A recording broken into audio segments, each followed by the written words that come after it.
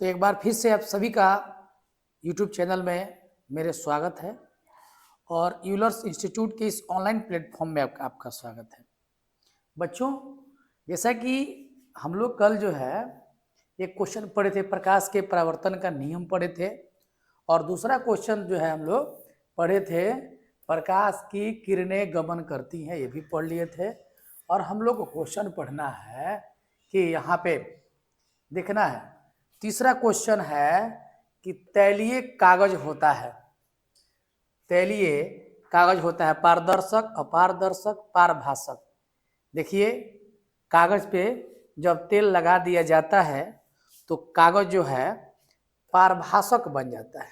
पारभाषक, पारभाषक माने आधा आधा, पूरी तरह पारदर्शी नहीं होता है, हल्का हल्का पारदर्शी दिखाई देने लगता है, इसको पारभाषक कहते हैं। तो हम लोग ये बता देना चाहते हैं कि क्या होगा, तैलीय कागज क्या होता है, पारभाषक होता है। ठीक है, आइए अगला क्वेश्चन देखते हैं। अगला क्वेश्चन है क्वेश्चन नंबर 4।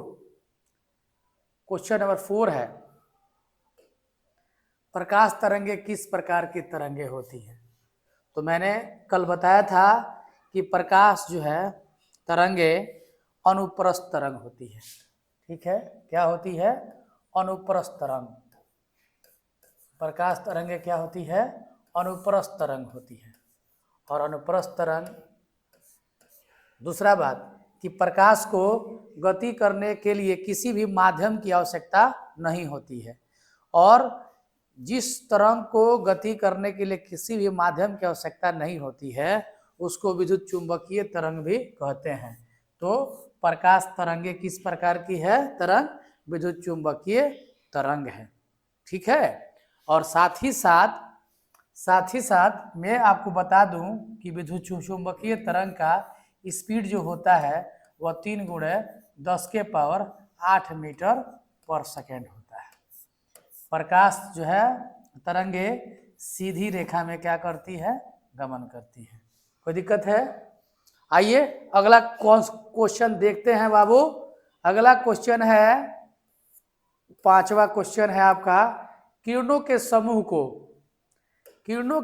को क्या कहते हैं, किरण पुंज कहते हैं। किरणों के समूह को क्या कहते हैं, किरण पुंज कहते हैं।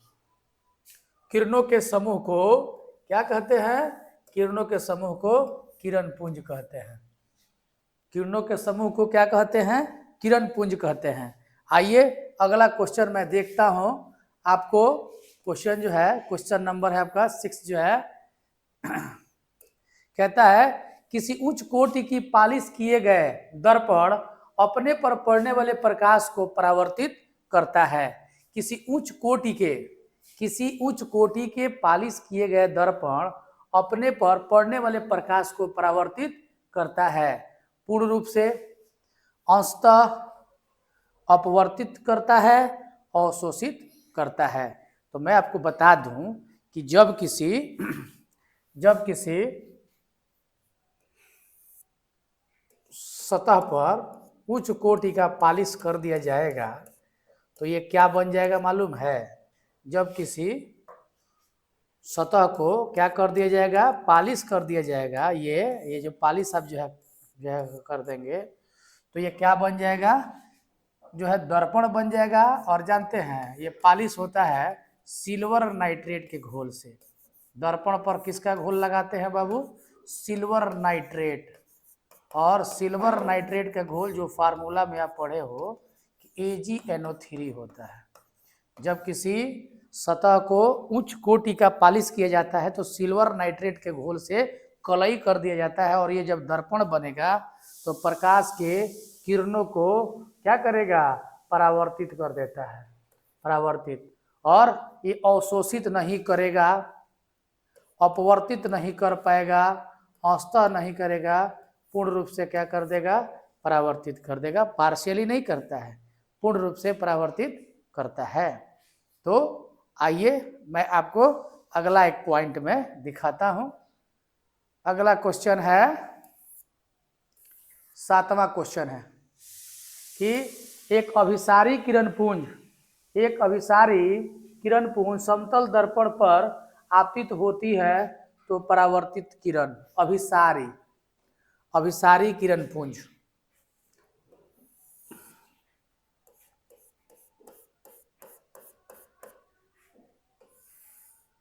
यहाँ से आएगी,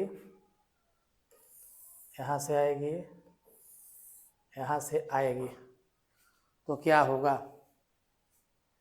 किरणें आएंगी। तो कहता है कि एक अभिसारी किरण पुंज समतल दर्पण पर आपतित होती है तो परावर्तित किरण, तो देखिए परावर्तित जो है किरणों को मैं बनाने का प्रयास जो है करता हूँ। ये किरण जब आएगा, ये किरण, तो परावर्तित होकर ये चला जाएगा इस ओर, जो ये आएगा इधर, ये परावर्तित होकर चला जाएगा इस ओर। मैं बता दूं आपको,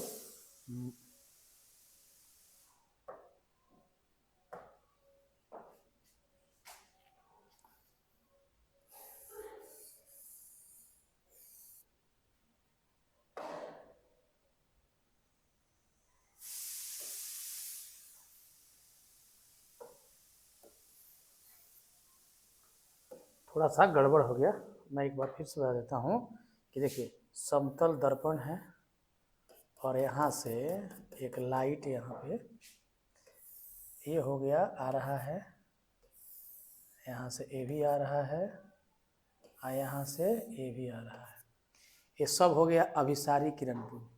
और जब यहाँ से जब इनका परावर्तन होगा ना, तो देखिए मैं बता दे रहा हूँ, ये लाइट जो आएगा यहाँ से इस ओर परावर्तन हो जाएगा, जो है पीला रंग का आ रहा है वो इस ओर चला जाएगा, ये जो आ रहा है ना इसी डायरेक्शन में फिर क्या हो जाएगा, बैक कर जाएगा। तो आपको मैं बता दूं कि अभिसारी जो होगा, अभिसारी जो होगा,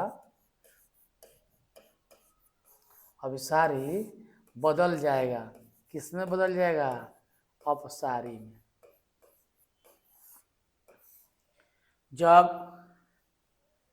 जब मैं बता दूं आपको कि जब एक अभिसारी किरण पुंज जो है समतल दर्पण पर आपतित होती है तो परावर्तन के बाद वह बदल जाएगा किसमें, अपसारी किरण पुंज में बदल जाएगा।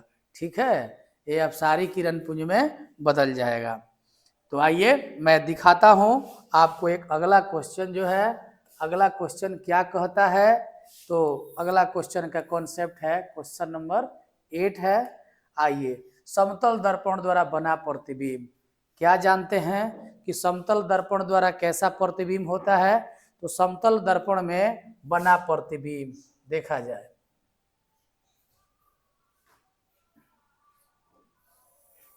ये हो गया समतल दर्पण, और समतल दर्पण में एक बिंदु से यहाँ से प्रकाश यहाँ पर आ रही है और एक प्रकाश यहाँ पर आ रही है।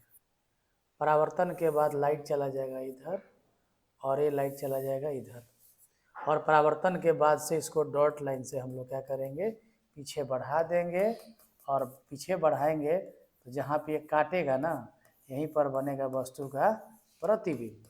और आपको पता है कि प्रतिबिंब कैसे बनता है, इमेज कैसे बनता है, इमेज कैसे बनता है पता है। और ये आपका हो गया वस्तु। तो बाबू इमेज कैसे बनता है, परावर्तित किरणें एक दूसरे को जिस बिंदु पर काटती है उस बिंदु पर वस्तु का प्रतिबिंब बनता है। अगर डॉट लाइन से काटेंगी तो प्रतिबिंब क्या बनेगा, आभासी बनेगा। प्रतिबिंब क्या बनेगा, आभासी बनेगा। प्रतिबिंब क्या बनेगा, सीधा बनेगा। और क्या बनेगा, वस्तु के बराबर बनेगा। क्या बनेगा, वस्तु के बराबर। यानी कि मैं बता दूं कि समतल दर्पण से जो प्रतिबिंब होती है वो आभासी, सीधा और वस्तु के बराबर उतना ही दूर पर बनता है जितने दूर पर वस्तु होती है। तो देखिएगा समतल दर्पण से कैसा बनेगा प्रतिबिंब, तो आभासी बनेगा। आभासी को काल्पनिक भी कहा जाता है। तो मैं बता दूं कि ये इमेज आपका होगा, आंसर होगा काल्पनिक। ठीक है, देखिए कितना इंपॉर्टेंट सवाल है, परीक्षा में कई बार आया हुआ है। तो इन बातों को ध्यान देना है कि परीक्षा में भी ये क्वेश्चन सब आते हैं। और देखेंगे क्वेश्चन आपका हो गया ये क्वेश्चन नंबर 9, और कहता है कि एक प्रकाश किरण एक समतल दर्पण पर लंबवत आपतित होती है तो परावर्तन कोण का मान। देखिए तो कहता है कि प्रकाश की किरण जो है समतल दर्पण पर क्या होगा, आपतित होगी, तो ये हो गया आपतन कोण, है ना। आप परावर्तन के बाद आपको जानकारी होना चाहिए कि परावर्तन के बाद लाइट इसी से होकर जाएगी, और आपतन कोण और परावर्तन कोण आपस में क्या होते हैं, बराबर होते हैं। जब 90 पर होगा तो आपतन कोण और परावर्तन कोण आपस में क्या होंगे, बराबर होंगे। आपतन कोण क्या होगा, लंबवत होगा, तो परावर्तन कोण भी क्या होगा बाबू, लंबवत होगा, 90 डिग्री होगा। ये बात आप लोग को पता होना चाहिए। कितना होगा, 90 होगा। कितना होगा बाबू, 90 डिग्री होगा, 90 डिग्री। ये बात आप लोग को पता होनी चाहिए कि जब कोई प्रकाश की किरण समतल दर्पण पर 90 पर अगर इंसिडेंट करेगा तो 90 पर ही क्या होगा, रिफ्लेक्ट होगा, और ये आपका आंसर हो जाएगा कितना, 90 डिग्री। 90 डिग्री क्या होगा, 90 डिग्री। जितना कोण पर आएगा उतना ही कोण पर जाएगा, ठीक है। तो ये आपका हो गया आंसर। आइए एक क्वेश्चन और मैं दिखाता हूं। अगला क्वेश्चन क्या कहता है आपका कि किसी समतल दर्पण का आवर्धन,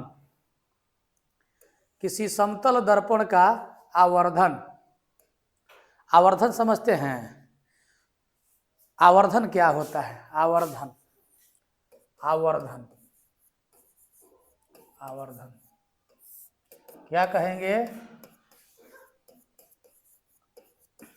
प्रतिबिंब का आकार बटा क्या होता है, वस्तु का आकार, ये होता है आवर्धन।